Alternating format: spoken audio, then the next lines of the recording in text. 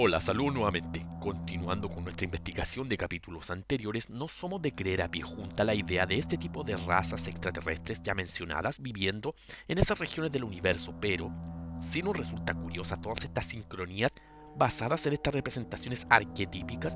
que están rondando en el colectivo de hoy en momentos históricos tan especiales. No descartamos, eso sí, la vida extraterrestre, aunque desde nuestra parte no queremos dar por sentado que en este tipo de constelaciones vivan tales o cuales seres extraterrestres mega evolucionados, sin antes presentar algunas hipótesis que podrían demostrar que esto no es tan literal como los canalizadores y contactados desde su experiencia lo afirman, y quizá estas fuerzas tengan todo su poder de alcance y germinación en nuestra propia conciencia colectiva.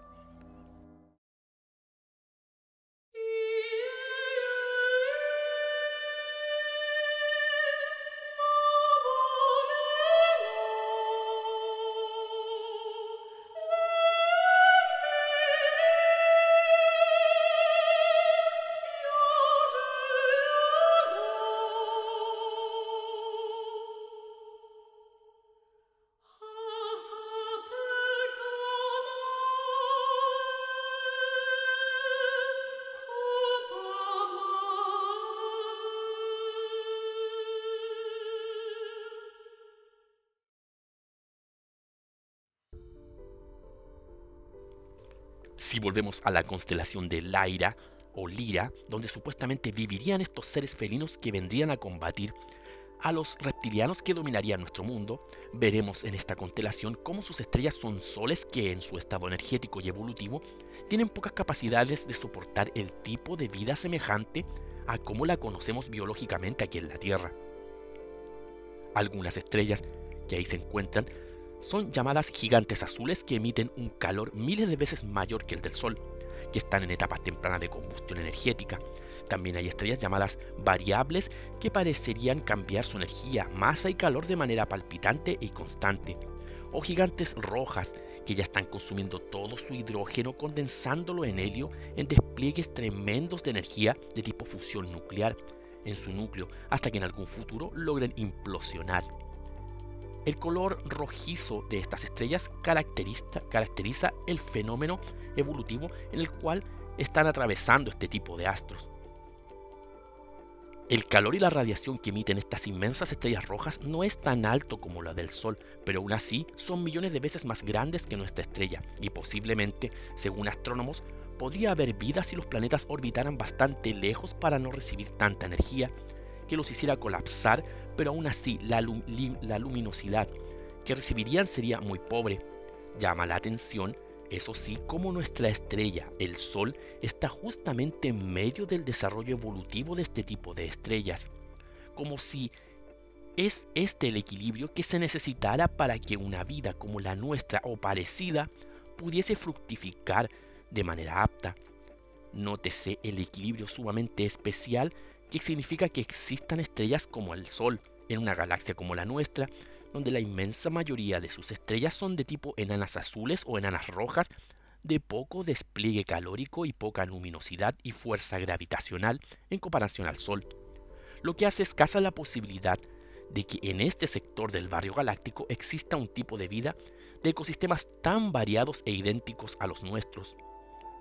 No deja, eso sí, de sorprender cómo el Sol en esta parte de la galaxia parece ser una estrella equilibrada y calibrada de manera magistral entre dos opuestos de fuerzas y evoluciones estelares para que la vida pudiese ser posible en los planetas que orbitaran a su alrededor.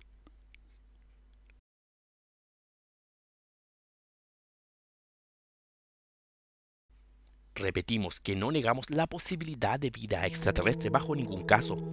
pero volviendo a estas supuestas razas alienígenas parecidas a leones o reptiles batallando entre sí, nuestra hipótesis considerando todos estos antecedentes relacionados hacia el mundo astrobiológico, nos parece poco probable que seres de aspecto biológico y semejantes a la vida que hay aquí en la Tierra vivan en constelaciones que tengan ese tipo de estrellas y sobre todo que logren grandes civilizaciones y tecnologías. Nuestra hipótesis es que este tipo de entidades alienígenas o serían seres de naturaleza más sutil o espectral que biológica, por los argumentos ya dados, o que se encontrarían en esas coordenadas estelares como Draco y Lyra,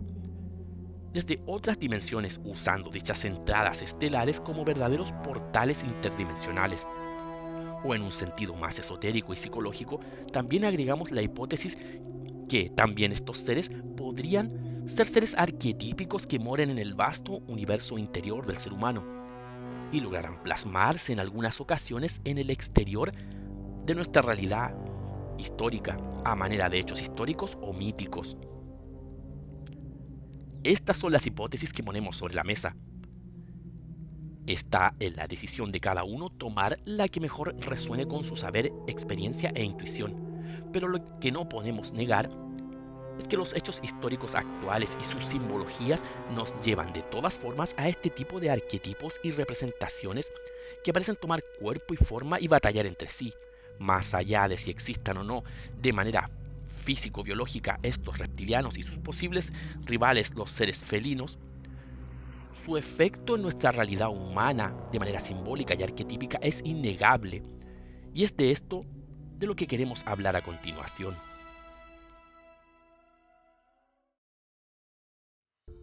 La dualidad mamífero-reptil estaría también en nuestra estructura cerebral de lo que se conoce como la estructura triúnica de nuestro cerebro, partiendo desde el cerebro reptil en la base, que maneja nuestros instintos más elementales y primitivos como el miedo,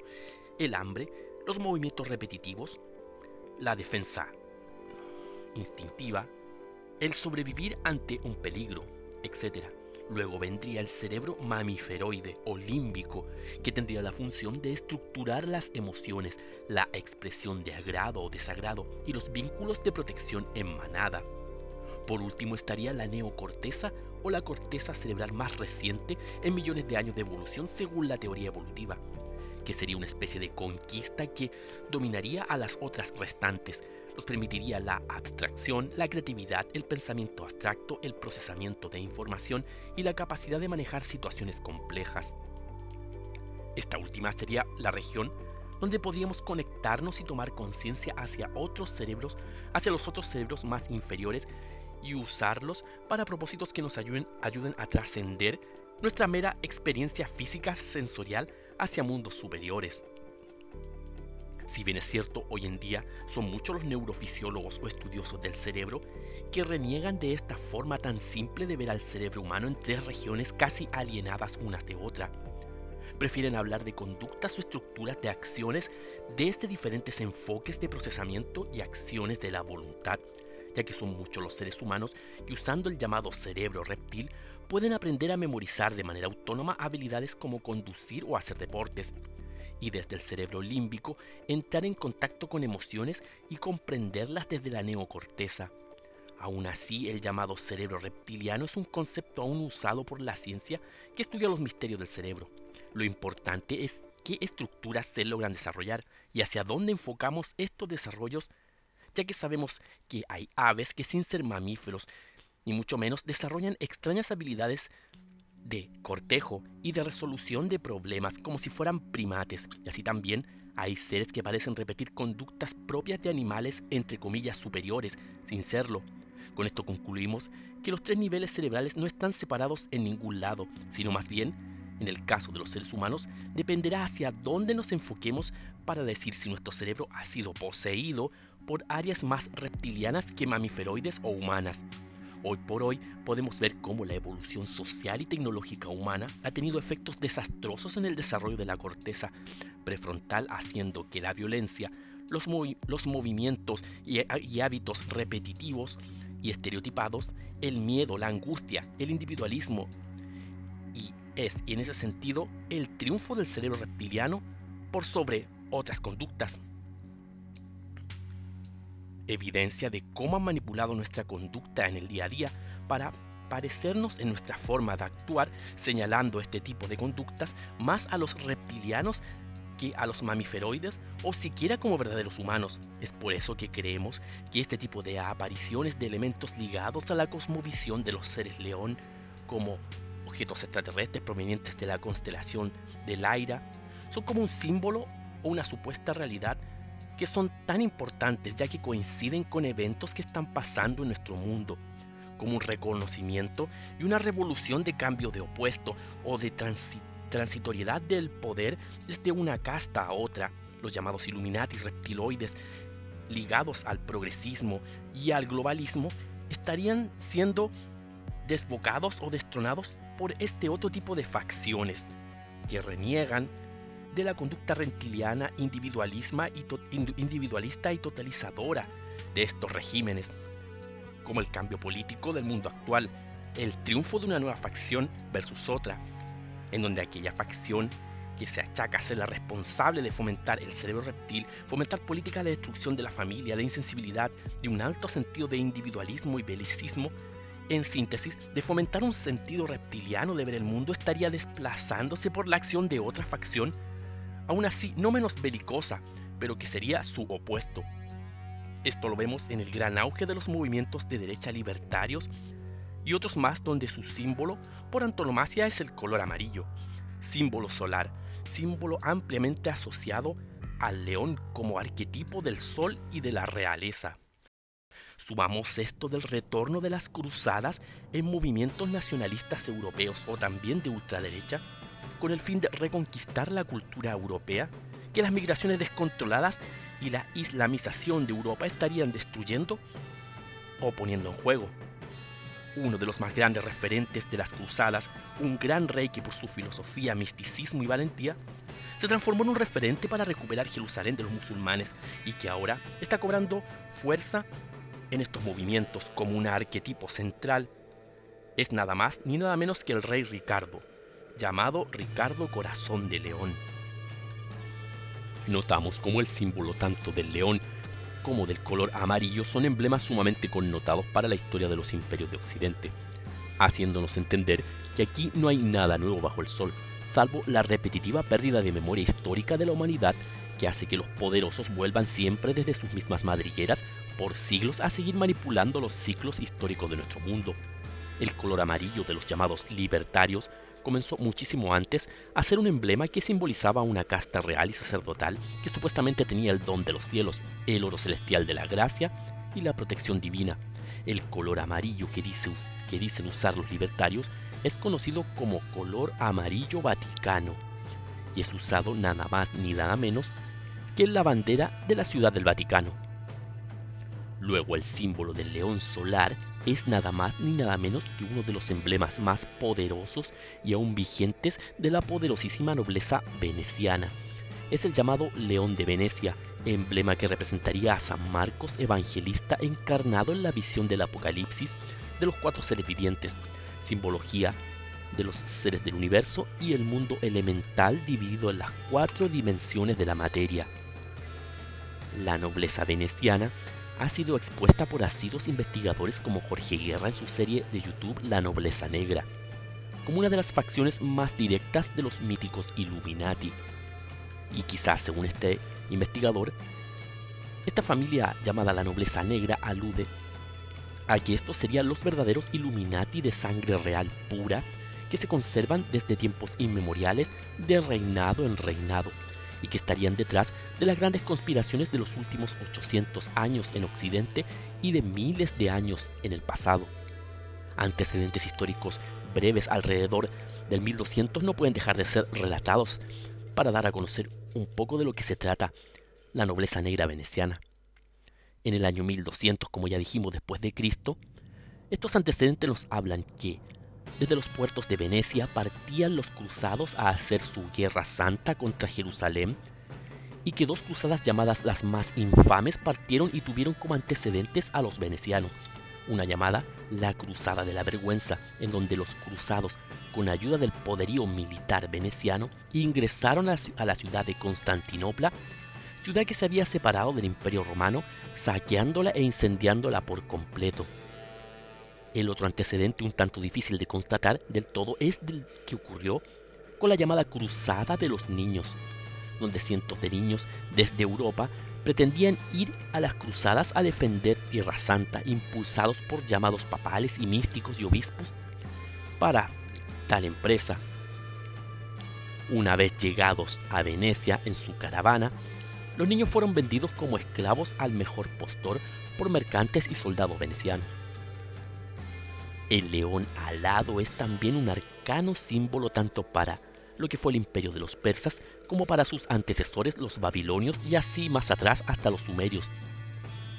Y aún más, ya que el león alado, según algunas interpretaciones de las profecías del Antiguo Testamento del libro del profeta Daniel, durante su estadía en Babilonia, habla de este león alado como simbolizando a los poderosos imperios de Mesopotamia y su sucesión histórica. No podemos dejar de mencionar a la enigmática esfinge de Giza en Egipto, construida hace 4000 años supuestamente por el faraón Kefren para custodiar a las grandes pirámides. Esta hipótesis oficial es la que ha despertado dudas si realmente la esfinge obedece a aquel periodo dinástico. Encontramos hipótesis como la llamada teoría de Orión, que alude a que las marcas de desgaste de la roca y sedimentos de sal en la esfinge aluden a que pudo ser mucho más antigua y más grande, y su rostro quizás haya sido otro, ya que no coincide para nada con la proporción del cuerpo total de la construcción, algo que los egipcios no toleraban en sus construcciones, ya que eran sumamente proporcionadas. Se alude a que la estatua original fue un gran león de roca construido por una civilización desconocida y aún más antigua que la egipcia. Con el paso del tiempo, tomó dicha forma un tanto desgastada tras cataclismos e supuestas inundaciones milenarias antes de la llegada del imperio egipcio. ¿Quiénes pusieron el supuesto rostro de Kefren en aquel lugar desgastado donde quizás una vez hubo una gran cabeza de león mirando hacia la constelación de Leo, como dice esta teoría? Notamos como, si esto realmente es así, podemos ver la sucesión de reinos imperiales en el mundo antiguo representados constantemente por símbolos de seres felinos y seres reptil, ya que los orígenes míticos del imperio egipcio nos hablan de la llamada Uyat, quien es la representante solar y protectora de los faraones, quien tomaba el aspecto de una gran serpiente. Notemos también cómo la gigantesca serpiente llamada Apophis, la representación del mal y la oscuridad, es combatida en este tipo de imágenes funerarias, como vemos por un gran gato llamado el Gran Gato de Heliópolis, una personificación del dios solar Ra, que con un cuchillo hiere a dicho animal para que éste no dañe aquel árbol llamado Árbol del Cielo y de los Días, y permita con esto que los poderes solares ingresen a la Tierra. Nótese nuevamente esta alternación entre felinos y reptiles en los grandes imperios del mundo antiguo, que han ido transmigrando en los arquetipos que hemos ido mencionando en esta serie, reflejados en el cambio sociopolítico y espiritual en el día de hoy. Uno de los medios que más ha manipulado las emociones y el pensamiento por casi un siglo ha sido el cine. El llamado séptimo arte con el tiempo ha desarrollado grandes tendencias culturales que han cambiado y moldeado a millones de seres humanos a través de las generaciones. Es curioso cómo los premios entregados para destacar a los mejores cineastas son los llamados premios Oscar, una estatuilla muy parecida a las figuras de los dioses de Egipto. Pero eso no es todo. Incluso vemos que uno de los galardones más importantes después del Oscar, que premia a los grandes cineastas de Hollywood, es el llamado León de Venecia, patrocinado obviamente por dicha nobleza. Queremos dejar muy en claro que no estamos a favor de ninguno de estos bandos o facciones, sino tan solo señalamos este importante cambio de ciclo y de formas de transmutación de la política y los movimientos sociales hoy en día, que misteriosamente hacen resonancia con esta dualidad entre el león solar y el reptiliano belicista de los abismos. Debemos tomar en cuenta que trascendiendo estas polaridades, nuestro ser se podía conectar con regiones aún más altas de entendimiento, que resonarán con el chakra llamado corona o Sahasrar, el chakra de la devoción, la gratitud y los sentimientos de vinculación con lo superior, que se realizarían en el enlace mismo de acciones no belicistas sino bondadosas y constructivas, de acciones que integraran el amor y la consideración y el respeto hacia los demás, formando un nuevo entrelazamiento humano que abriera nuevas facultades de todo tipo de capacidades de sanación y autosanación en nosotros, percepciones de estados de ánimo en los demás y en nosotros mismos cada vez más agudas y claras, comunicación con seres de luz y otras inteligencias, y gran capacidad energética de creación, valentía y bondad, cualidades que solo se logran trascendiendo al individualismo egoísta reptiliano y al marcado etnicismo ultranacionalista de los llamados mamiferoides. Creemos que el giro del poder global hacia una especie de derecha libertaria que reúne elementos de ultraderecha, de nacionalismos y de lucha por la supremacía cristiana occidental contra el ateísmo progresista y secular solo marca un giro de rueda hacia un nuevo tipo de dominación global y de masas. El asteroide que cruzó nuestra galaxia proveniente de la constelación de la Ira parece ser una extraña sincronía, un signo cósmico de este cambio de ciclos. Al estar esta constelación relacionada con los supuestos extraterrestres de aspecto felino, enemigos naturales de los reptilianos, según se ha comenzado a difundir desde la teoría de la conspiración y desde los contactados por supuestas entidades extraterrestres, pareciera que ambos son signos del cambio de ciclo de nuestra historia, siendo el símbolo del león solar un nuevo regente cósmico y arquetípico de los convulsionados eventos que hemos comenzado a ver en nuestro mundo. Desde un aspecto fisiológico y espiritual de nuestra constitución humana, la corteza cerebral o la neocorteza, el área más externa y superior de nuestro cerebro, podría ser un campo de proyección hacia la trascendencia de aquellas polaridades mamíferos-reptiles que se han reflejado y que se están reflejando en nuestra estructura cerebral. Cerebro reptil versus cerebro mamífero deben ser trascendidos por los reinos humano-divinos en conexión con el cosmos y la divinidad. Trascendiendo estas polaridades, comprender primeramente cuál es nuestro mecanismo interno de reacción y darle un cauce sanador y constructivo a aquellos impulsos programados y predispuestos desde nuestra más tierna infancia por nuestros sistemas sociales, por nuestros sistemas de consumo, por la sociedad en sí, sean impulsos de miedo y de agresión desde lo reptiliano o de marcados sentimientos de aislarnos de aquellos extraños a nuestro círculo ideológico, social o familiar. El dejar de vernos también como una manada cerrada sobre nosotros mismos que siempre termina deshumanizando a los, entre comillas, rivales. Mirar desde lejos este nuevo impulso supuestamente de derecha, conservador y nacionalista que hará resonar poderosamente a nuestro cerebro mamiferoide, ligándose con la excusa de que están protegiendo la familia o los clanes ideológicos como treta social para alcanzar poder. Por el contrario,